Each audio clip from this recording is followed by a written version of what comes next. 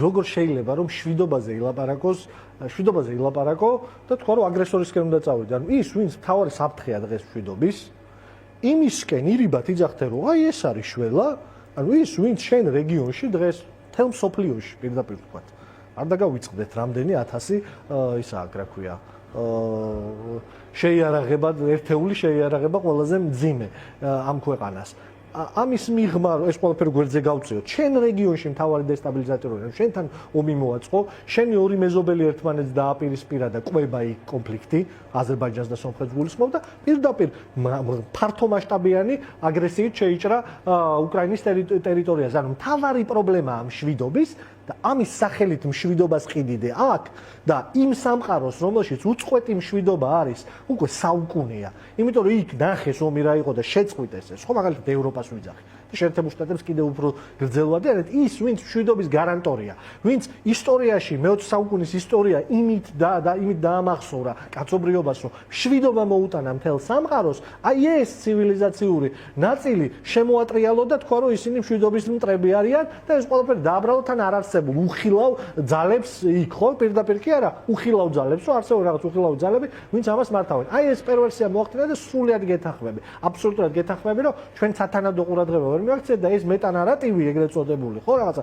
დიდი ნარატივი ქართულ მოცნებამ შექმნა, რომ თურმე აი ეს რაღაცა რუსეთთან დალაგება, ანუ შენ თავარ მტერთან, აგრესორთან, შენ გამანადგურებელთან დალაგება არის მშვიდობის ფორმულა. როგორ შეიძლება ეგ მშვიდობის ფორმულა იყოს? მშვიდობის ფორმულა ხო საპირისპირო არის. ანუ ისეთი შემაკავებელი შექმნა, როგორი შემაკავებელი სამყაროს ბევრ წერტილში უახლესი ერთსაუკუნოვანი ისტორიის მანძილზე ბევრჯერ არის დადასტურებული, რომ ამერიკის შეერთებული შტატები ცალსახად არის ამის გარანტორი მშვიდობისა ამ ქვეყანაში. ერთი წლის წინ კიდე ამის გაყიდვა შეიძლებოდა აი ეგრეთ წოდებული რეგიონული მშვიდობის იდეის. ხო, ეგენ რას აწვევიან? ეგენ აწვევიან, რომ სამყარო არის მულტიპოლარული, რომ ქართული ხალხი უნდა შეეგუოს, რომ ის არის თანამედროვე მონღოლური იმპერიის რუსეთის გავლენის სფერო, აი ამ მონღოლური სამყაროს გავლენის სფეროა და საქართველოს უნდა ჩამოყალიბდეს აი ამ ივანიშვილის ტიპის იაფფასიან დიქტატორულ რეჟიმად და ამას უნდა შეეგუოთ ხალხო სხვა ბოდიში ჟარგონს, სხვა პონტი არა გვაქვს, იმიტომ რომ სხვანაირად გავქრებით. აი ამას ყიდიან სინამდვილეში. ეგ უკვე შეიძლება ერთი წლის წინ ეს რეალობასთან უფრო ახლოს იყო გაყიდვის თვალსაზრისით, ვიდრე დღეს. დღეს ხო რეგიონული მშვიდობაზე ხელი დაადო შეერთებულმა შტატებმა.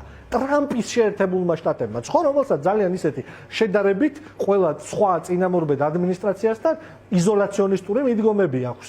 გაცხადებული, რომელიც აგერ უკვე გამომჟღავნდა, ხო, რაღაცეებში.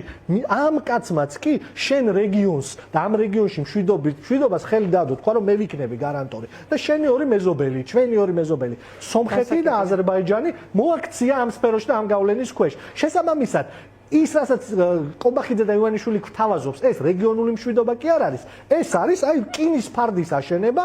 ამჯერად უკვე არა საქართველოს ბოლო ქვეყანა იყო კავკასიაში, გაგახსენებ, როდესაც სოვიეტიზაცია მოხდა ჩვენი, ბოლო ქვეყანა იყო, რომელიც დაიპყრო ჯერ აზერბაიჯანი, სომხეთი და მერე საქართველოს დაიპყრეს და ეხა პირიქით მოხდა, ანუ სომხეთი და აზერბაიჯანი სამშვიდობოს გავა, იმიტომ რომ სამყაროს მოწყობაში და ამ ახალ გეოპოლიტიკურ რეალობაში თავისი როლი გაითავისეს და თან ამერიკას დაუჯერეს, რომ ის იქნება გარანტორი ამ მშვიდობის. არის ფაქტია და ჩვენთან რკინის ფარდის აშენება.